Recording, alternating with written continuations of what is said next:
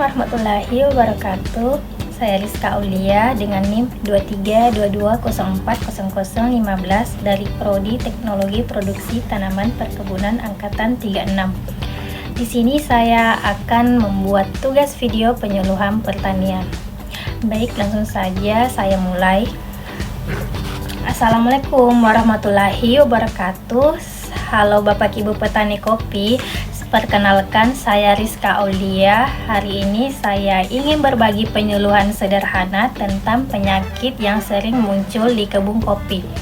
Kenapa saya bawakan materi ini? Karena banyak petani yang sebenarnya sudah sering ketemu hama dan penyakit, tapi kadang masih bingung ini penyakit apa dan cara ngatasinya gimana. Nah, kalau salah kenali biasanya salah cara ngatasinya juga. Nah, ujung-ujungnya tanaman tambah stres dan panen turun. Makanya, tema kita hari ini adalah kenali penyakit kopi dalam 5 detik biar nggak salah obat. Kita langsung mulai ya. Kenapa petani perlu cepat mengenali penyakit? Bapak Ibu, penyakit tanaman kopi itu sebenarnya gampang dideteksi kalau kita tahu ciri-cirinya. Masalahnya, penyakit itu suka datang diam-diam, terutama kalau kebun lembab, teduh berlebihan, atau tidak rutin dibersihkan. Nah, dengan mengenalinya gejalanya dari awal, kita bisa cegah penyebarannya ke pohon lain, hemat biaya karena tidak perlu pakai obat sembarangan, tanaman bisa diselamatkan sebelum telat, dan tentu saja hasilnya panen tetap bagus. Nah, penyakit yang paling sering penyebab panen turun ada 2. Yang pertama karat daun dan kedua jamur akar. Dua-duanya sama-sama bikin tanaman lemah, tapi cirinya beda banget Bapak Ibu. Yuk kita bahas satu-satu. Penyakit yang pertama, karat daun kopi atau Hemileia vastatrix. Ciri-ciri yang paling gampang dilihat, cara mengenalinya cepat banget, cuma 5 detik. Balikkan daun, terus lihat apakah ada bintik kuning orange kayak bubuk kunyit di bawah daunnya. Kalau iya, itu karat daun. Nah, kadang dari atas daun tampak ada bercak hijau, pucat atau kuning, tapi ciri yang paling yakin itu bintik orange seperti tepung. Nah, penyebabnya penyakit ini disebabkan oleh jamur Hemileia vastatrix. Jamur ini suka tempat lembab, kebun gelap karena tidak dipangkas, dan daun terlalu rimbun. Dampak ke tanaman yaitu daun rontok cepat, tanaman kehilangan energi, pertumbuhan buah menurun, tanaman mudah stres di musim kemarau. Cara mengendalikannya biar tidak menyebar kemana-mana Bapak Ibu, caranya gampang banget. Bersihkan daun-daun yang sudah terinfeksi, jangan dibuang di dekat kebun. Terus pangkas cabang yang terlalu rimbun agar angin bisa masuk. Kebun jangan terlalu lembab dan jarak tanam jangan terlalu rapat. Dan kalau sudah berat, boleh pakai fungisida berbahan aktif tembaga, tapi seperlunya saja. Intinya, karat daun itu musuhnya kelembapan. Nah, ini contoh daun yang terkena karat daun kopi. Kelihatannya bercak-bercak orange seperti bubuk halus di permukaan daunnya. Jadi kalau Bapak Ibu lihat warna seperti itu sudah tanda awal serangan. Biasanya bagian bawah daun lebih jelas lagi. Nah, ini yang harus kita kontrol supaya daun tidak cepat rontok. Selanjutnya, penyakit jamur akar atau akar busuk Bapak Ibu. Nah, ini disebabkan oleh Fomes nocius, Rigidophorus lignosus, dan jamur akar putih lainnya. Ciri-ciri yang paling mudah dikenali, kalau karat daun itu gampang kelihatan dari daun. Jamur akar beda, gejalanya pelan tetapi mematikan. Perhatikan ciri-cirinya. Daun jadi menguning, layu pelan-pelan, tangkai daun gampang rontok.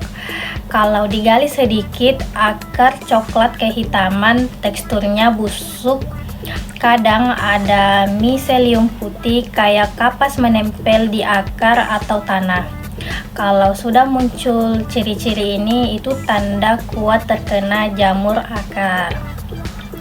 Penyebabnya, jamur akar biasanya muncul kalau tanah terlalu lembab atau becek, ada kayu atau akar tanaman lama yang membusuk, kebun banyak semak dan tidak dibersihkan, dan drainasenya tidak lancar.